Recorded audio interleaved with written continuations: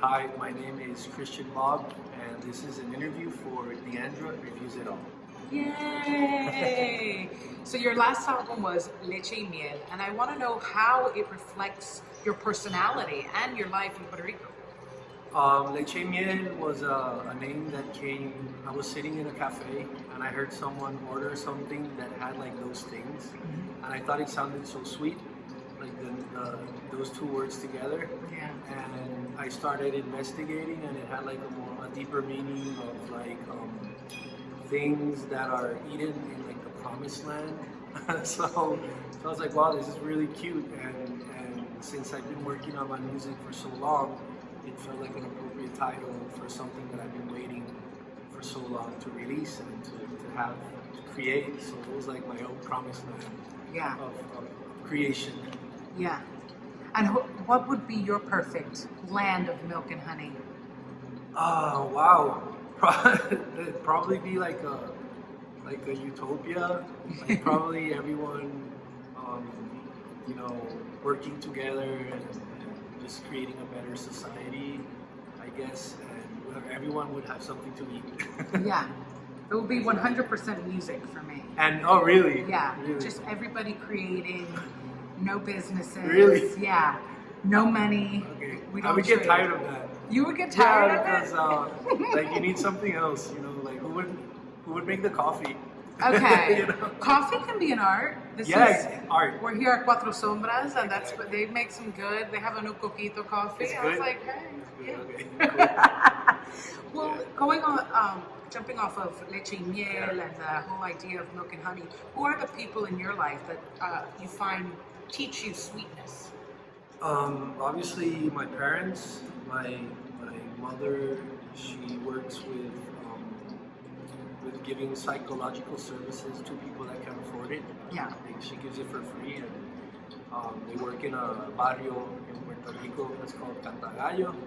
And my father, he's a musician too, and he's also like a preacher. So Yeah. they've always taught me, that it's not all about you. There are also things you can do to help other people. So I hope I get some of that from them. And also all my musical influences, from John Lennon to George Harrison, basically any Beatle, to Bob Marley. All of them have an element of like sweetness and beauty, even if they're maybe talking about things that are not like that. Yeah. They're always asking for people to be kind, Yeah. even exactly. when they're talking about mean subjects. Exactly. Like war. Yes, exactly. Yeah. Exactly. I mean, that definitely reflects in your music. There's always this sweetness, especially like I feel there's like a inherent joy in your music. Yeah, I mean, I even though I'm maybe sad or mad, there's always something in me saying like, it's okay, it's not that bad. Yeah. Yeah. So that's always reflected in my lyrics, and if not in the lyrics, then in maybe the chords or the Yeah. melody. Yeah. So it's accidental, but it's there. Well, you're always a kind person. Thank you. So you're joyous. I try. Well, going off the idea of optimism, we're entering this new decade. What are your hopes? What is your optimism for you, your career, your life? I think musically, every decade has like it's defined musically. So I'm really optimistic to see what the music of the 2020s is going to sound like, because now we can look back at the 2010s and maybe say, oh, okay, these were some key moments that define what happened at the end of the decade that kind of led to that. Well, now we have an opportunity to be those influencers, I guess, Yeah. of what's going to be happening at the end of this decade, since we're making music at the beginning of the decade. So it's always cool to, like, what's the 20s going to sound like? Yeah. It's going to be good. Yeah. Well, what do you think you're going to sound like? Because one of my questions was, like, I'm curious if entering this new decade, you're reflecting on your importance as a musician. Like, what has the mark you've made in the 2010s versus the one you want to make in the 2020s? For me, the 2010s was a time of like taking things in instead of giving things out.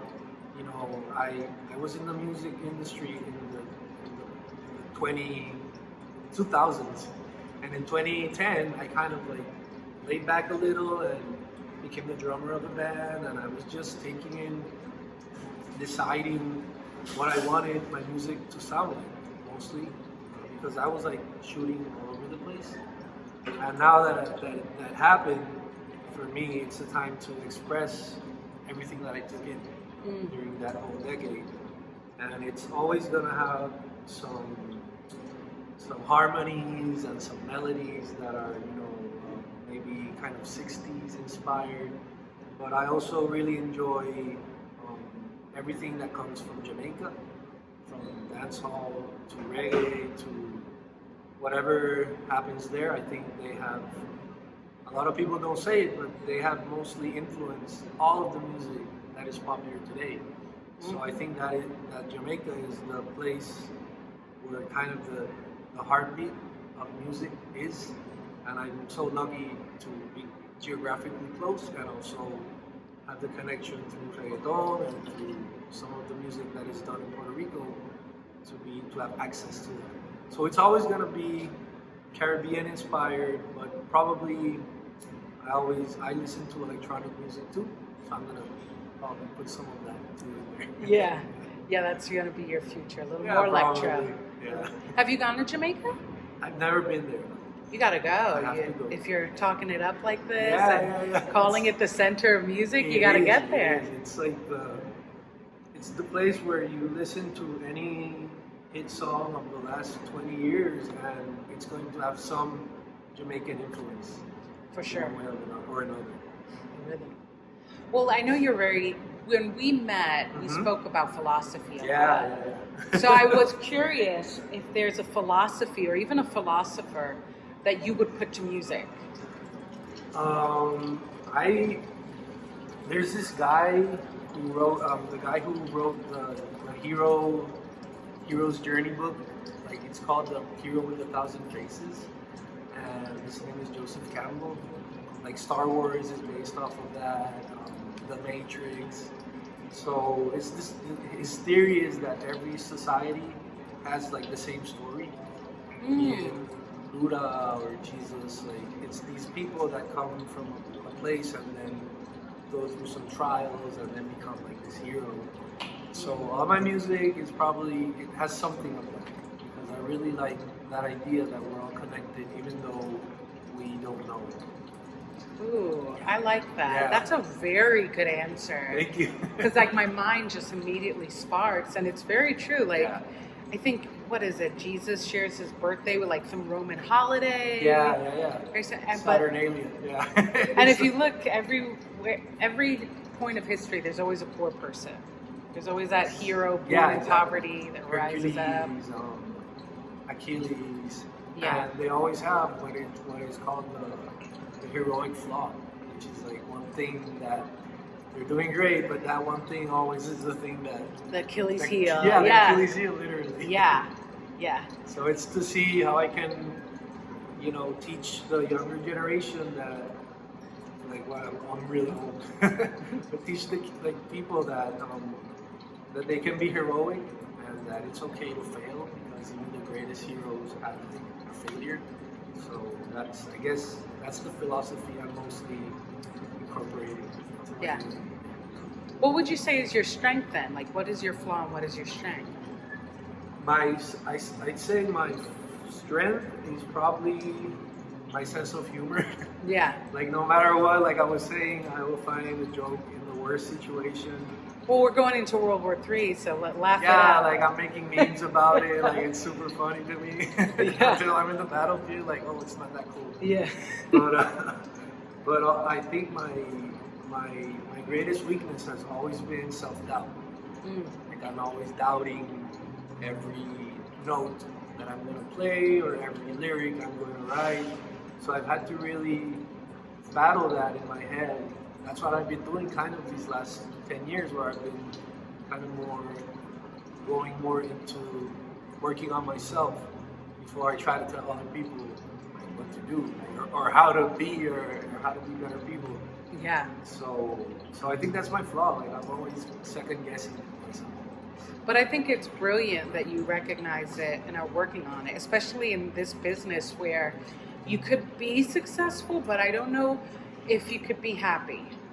Yeah, Like happy the whole other beast. I don't know if everybody's really thinking about, especially in the industry. No, I am, because when I first started in the music industry, like I was so young. I was like 19, 18, and I was like, oh my god, this is so great. But then like the toll that it takes on your mind and on your body, you really have to be alert.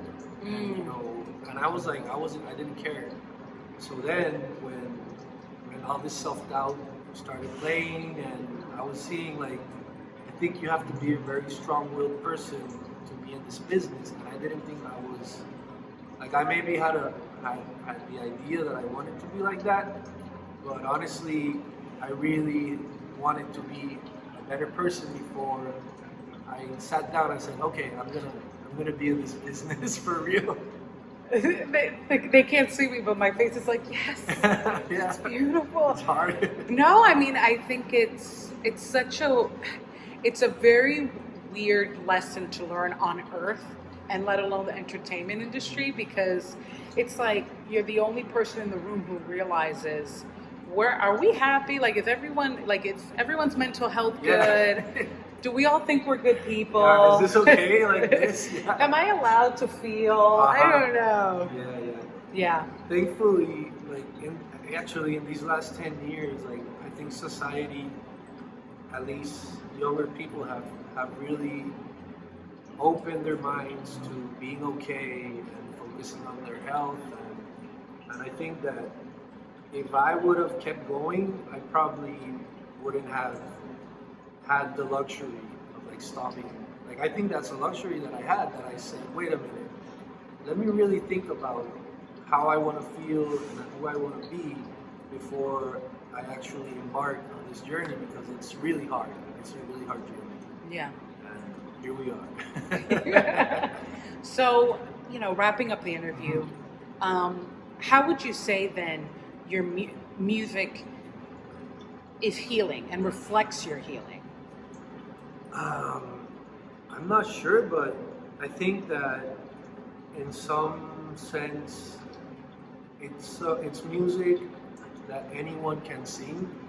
Like like there's songs that I listen to that I think, oh, that's a cool song, but I can't really I can't sing about a Ferrari. Yeah. Like I don't have one. Yeah. So, but I try.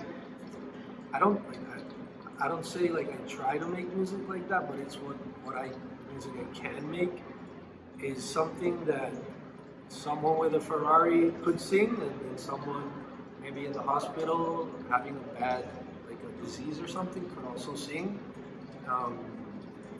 And I think that would be my greatest achievement, would be to always keep making music like that. Yeah, because you sing to the heart. Yeah, exactly. Instead of to like the economic situation or mind, it's more of a feeling that maybe it's like, instead of a facsimile painting, it's more like colors. Yeah. Which it's what's coming out, and I don't fight it. Yeah. So, final question: what would you say is the color of your music right now? The music I released recently, it's all yellow. I knew you were gonna say yellow. I knew you were gonna say yellow. It's golden, yellow, a little bit of red, probably. Like a sun. Yeah. Like a sun. Like a sun, but with some clouds and maybe going down. Okay. All right. Well, that was perfect. Thank you so much. This is Kristian Bob for Diandra Reviews It All. Yes.